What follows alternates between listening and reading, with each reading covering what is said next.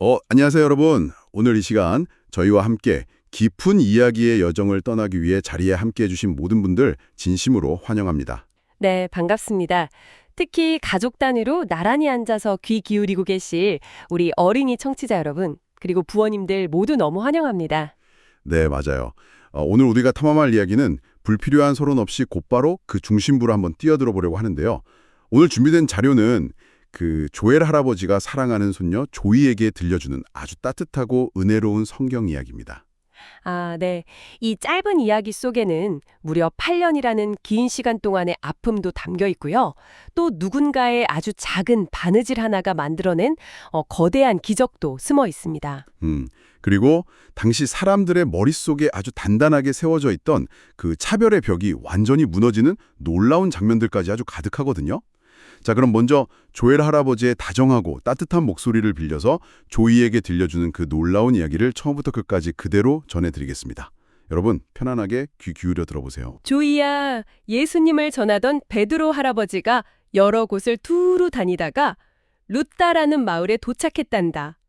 거기서 애니아라는 사람을 만났어. 애니아는 중풍병에 걸려서 무려 8년 동안이나 침대에 꼼짝 못하고 누워만 지내던 아주 불쌍한 사람이었지. 베드로 할아버지가 그를 보고 애니아야, 예수 그리스도께서 너를 낫게 하신다.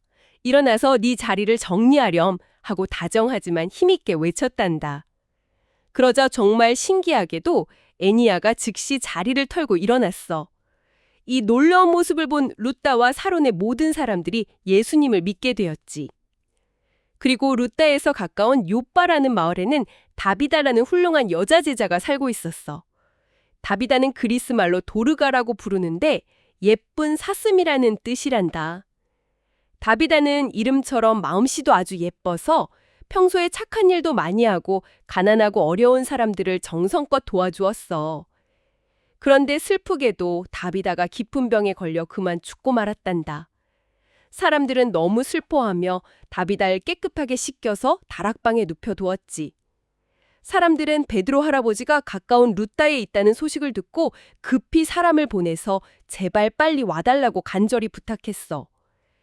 베드로 할아버지가 도착해서 다락방으로 올라가니 홀로 사는 불쌍한 할머니들이 엉엉 울고 있었단다. 그분들은 다비다가 살아있을 때 직접 만들어준 따뜻한 옷들을 보여주며 슬퍼했지. 베드로 단 할아버지는 사람들을 모두 밖으로 내보내고 조용히 무릎을 꿇고 간절히 기도를 드렸어. 그리고 죽은 다비다를 향해 다비다야, 일어나라 하고 외쳤지. 우와, 놀랍게도 다비다가 스르르 눈을 뜨더니 베드로 할아버지를 보고 일어나 앉았단다.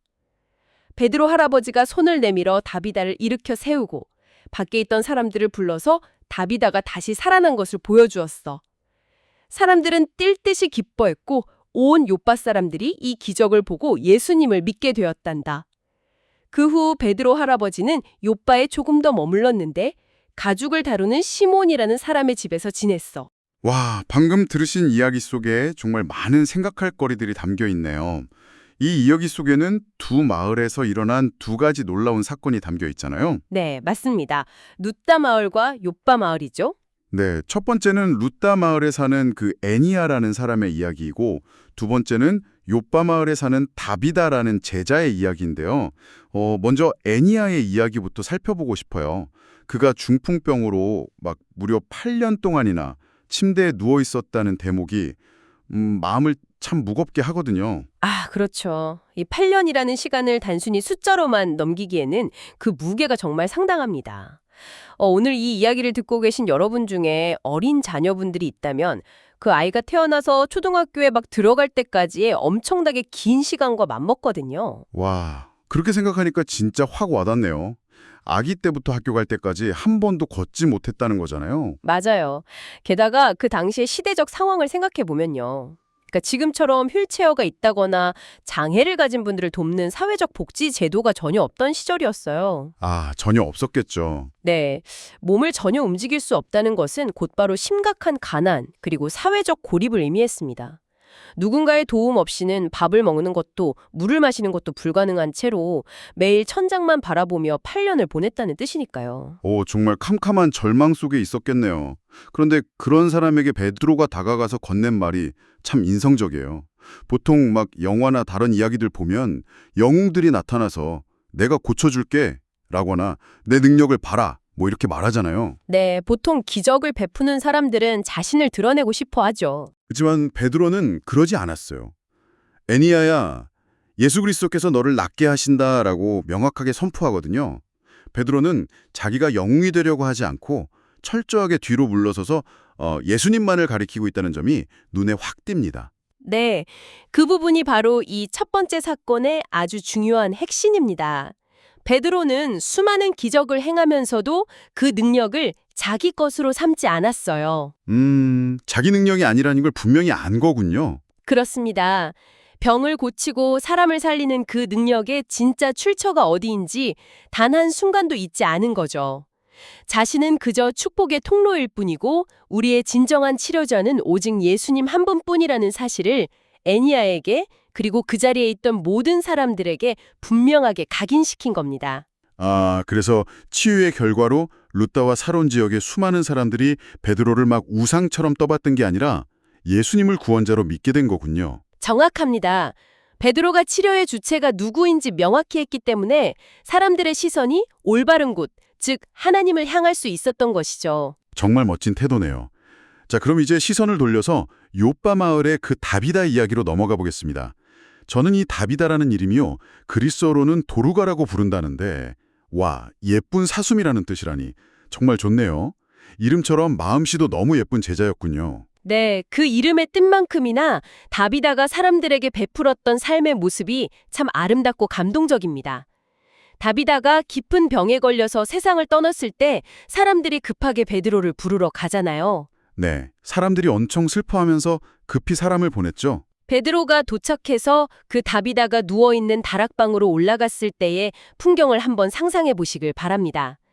그곳에는 홀로 사는 불쌍한 할머니들, 성경의 표현으로는 과부들이 모여서 엉엉 울고 있었어요. 네, 할머니들이 막 옷을 보여주면서 울었다고 했어요. 맞습니다. 그분들이 손에 꼭 쥐고 있던 것은 다비다가 살아있을 때 직접 지어준 속옷과 겉옷들이었습니다. 아, 저는 이 장면이 정말 마음에 뭉클하게 다가와요. 사실 성경에 나오는 다른 위대한 인물들의 기적을 보면 스케일이 엄청 크잖아요. 거대한 바다를 쫙 가르거나 하늘에서 불이 떨어지거나 또 엄청난 지혜로 한 나라를 다스리기도 하고요. 네, 아주 장엄하고 스펙타클한 기적들이 많죠. 그런데 다비다가 보여준 헌신은 너무나도 소박한 바느질이었습니다. 다비다가 엄청난 부자라서 거액의 돈을 턱턱 기부한 것도 아니고 대단한 권력이 있어서 훌륭한 제자라 불린 것도 아니었어요. 맞습니다. 아주 일상적인 일이었죠. 자신이 할 수 있는 작은 기술인 그 바느질 하나로 사람들을 돕고 사랑을 전했던 거잖아요. 하나님은 정말 세심하신 분이군요. 우리가 가진 아주 평범하고 작은 일상적인 재능도 이렇게 귀하고 아름답게 쓰시니까요. 정말 좋은 포인트입니다. 당시 사회에서 다비다의 그 바느질이 어떤 엄청난 의미를 가졌는지 조금 더 깊이 살펴볼 필요가 있는데요.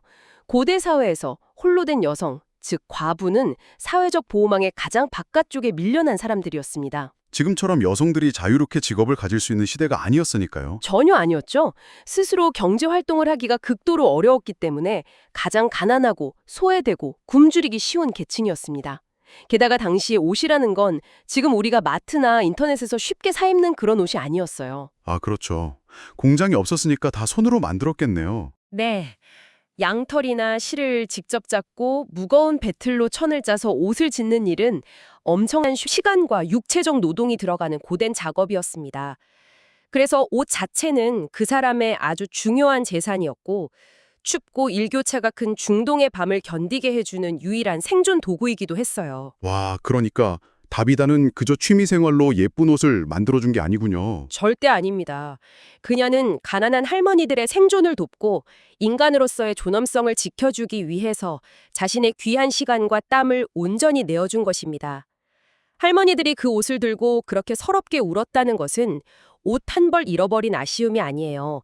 자신들을 사람답게 가족처럼 따뜻하게 대해주었던 그 크나큰 사랑을 잃어버린 것에 대한 깊은 슬픔이었던 거죠. 단순히 추위를 막아줄 옷을 선물한 게 아니라 그분들의 얼어붙은 삶 자체를 아주 따뜻하게 안아준 거였네요. 그런 다비다의 헌신을 들으니 베드로가 왜 그렇게 간절히 기도했는지 이해가 됩니다. 그렇습니다.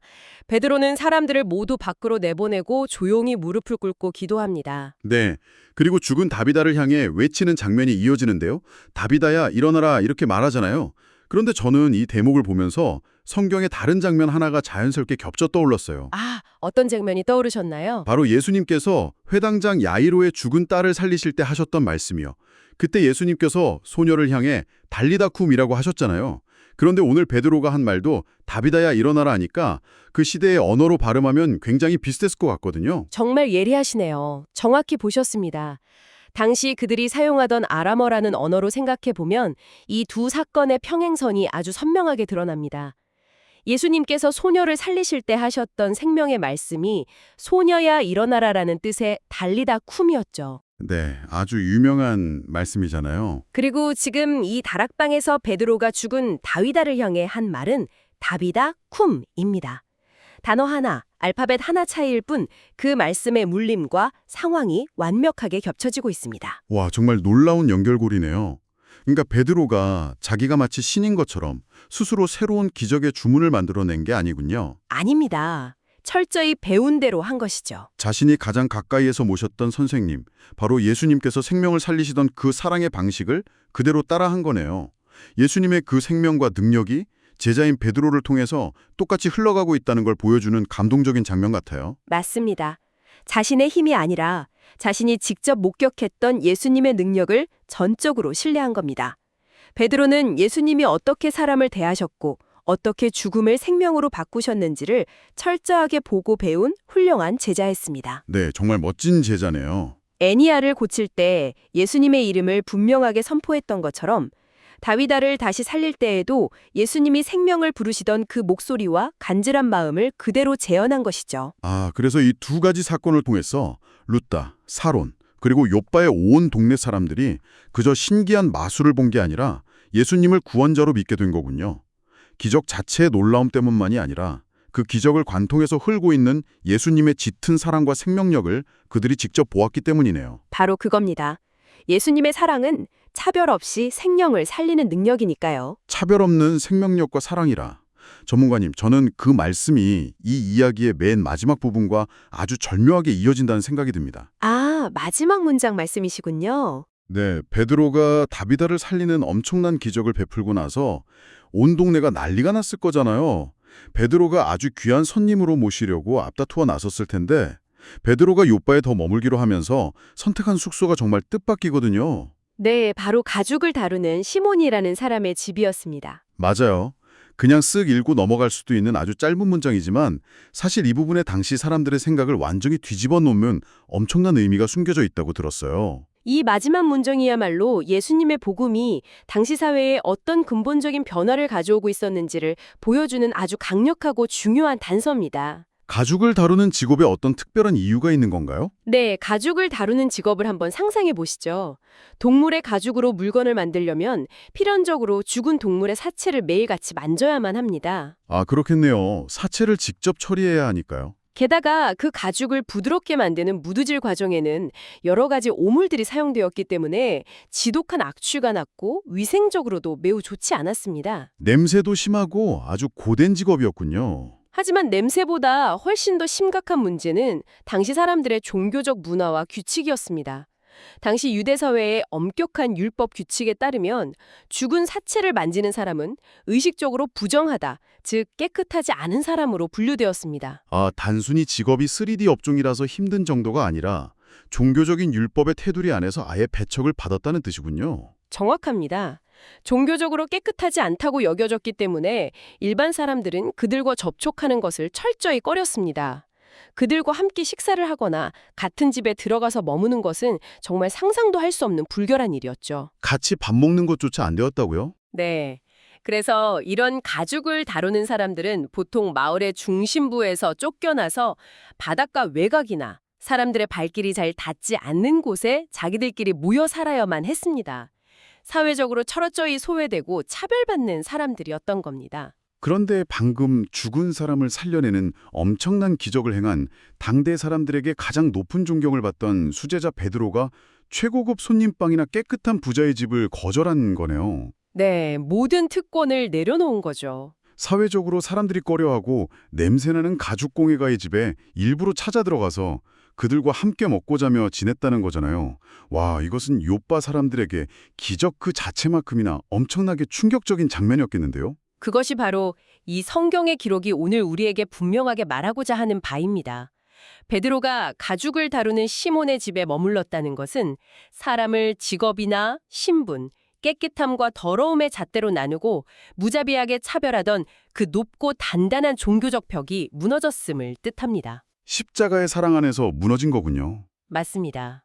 예수님의 십자가 복음은 단순히 육체의 병을 고치는 것을 넘어서 사람과 사람 사이를 갈라놓던 그 지독한 편견과 차별의 벽까지 완전히 허물어버리는 거대하고 위대한 능력이었던 것이죠. 차별의 벽이 무너졌다.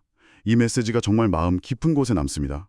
결국 예수님의 그 넓은 사랑 앞에서는 병들어 8년 동안 누워있던 애니아도, 사회의 가장 연약한 약자였던 과부들도, 그리고 종교적인 이유로 사람들에게 철저히 외면당하던 시몬도 모두가 예외 없이 동일하게 소중하고 존귀한 존재로 넉넉하게 안아들여진 거네요. 네, 모두가 하나님의 귀한 자녀라는 것을 삶으로 보여준 겁니다. 죽은 사람을 살리는 눈에 보이는 기적만큼이나 사람을 차별하지 않고 있는 그대로 따뜻하게 품어주는 그 마음의 기적도 참으로 위대하다는 생각이 듭니다. 그렇기 때문에 이 깊은 탐구의 여정을 가족과 함께하고 계신 우리 여러분의 삶에도 이 이야기가 단순히 멀리 있는 옛날 이야기로 끝나는 것이 아니라 바로 오늘의 생생한 현실로 적용될 수 있는 것입니다. 맞아요. 우리도 가끔 생활 속에서 그런 생각을 할 때가 참 많거든요.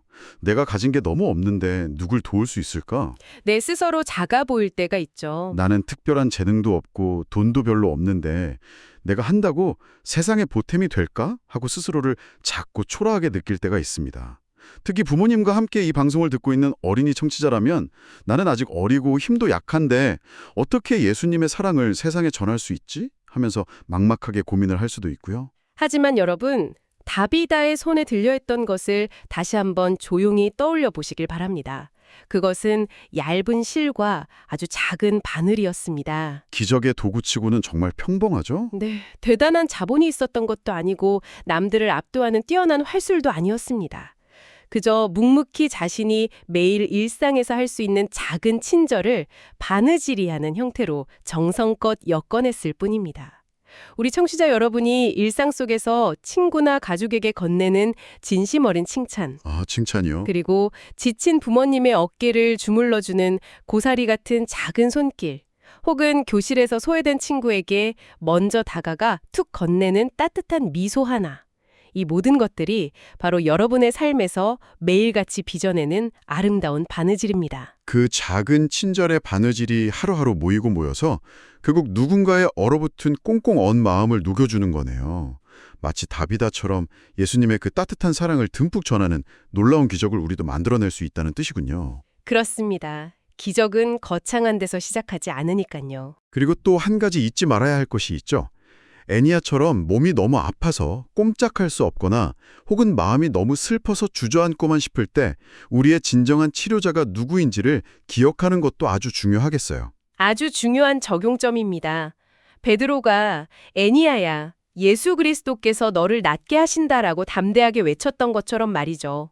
우리의 삶에 크고 작은 육체의 질병이나 아주 깊은 마음의 상처가 불쑥 찾아왔을 때 가장 먼저 온전한 치료자이신 예수님을 바라보고 기도하는 굳건한 믿음의 태도가 필요합니다. 네, 예수님만 바라보는 태도요. 우리의 깊은 아픔을 절대 외면하지 않으시고 우리의 아주 작은 신음소리에도 섬세하게 귀 기울이시는 분이심을 오늘 살펴본 이 두 가지 기적이 분명하게 증명하고 있으니까요. 맞습니다.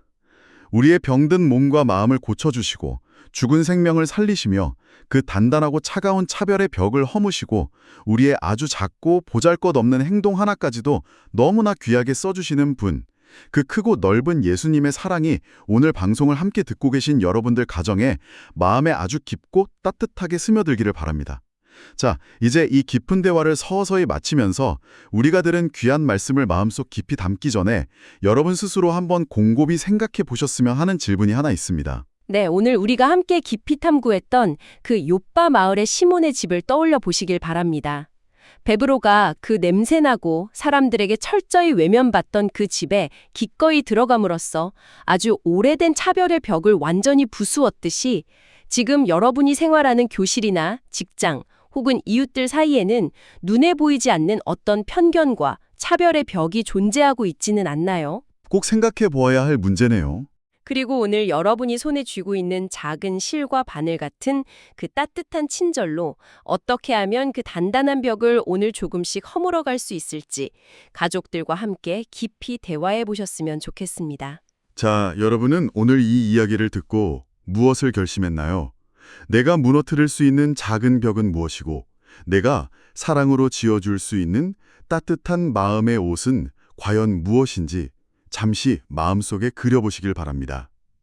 이제 이 은혜로운 여정의 마무리를 위해 조엘 할아버지가 손녀 조이에게 들려주었던 그 진심 어린 기도의 마음을 원문 그대로 담아 여러분께 전해드리고자 합니다. 여러분도 잠시 두 손을 모으고 편안하고 경건한 마음으로 오늘의 마지막 기도를 들어주세요. 사랑의 하나님 아버지, 참 감사합니다. 병든 애니야를 일으키시고 죽은 다비다를 다시 살리신 놀라운 기적의 이야기를 들려주셔서 감사합니다. 하나님, 저도 다비다처럼 제 주변에 슬프고 어려운 친구들을 지나치지 않고 제가 할 수 있는 작은 일로 예수님의 사랑을 전하게 도와주세요. 그래서 제 주변에 저를 통해 예수님의 따뜻함을 느끼는 사람들이 아주 많아지게 해주세요. 혹시 제 마음이나 몸이 아플 때에는 십자가의 능력으로 저를 고치시는 예수님만 굳게 의지하게 해주세요. 언제나 저를 사랑하시고 고쳐주시는 예수님의 이름으로 기도드립니다. 아멘. 조이야, 사람을 차별하지 않는 예수님의 마음을 배운 베드로 할아버지에게 이번에는 아주 놀라운 환상이 보인단다. 과연 하나님은 베드로 할아버지에게 어떤 신기한 장면을 보여주실지 다음 이야기도 할아버지랑 같이 기대하며 읽어보자꾸나.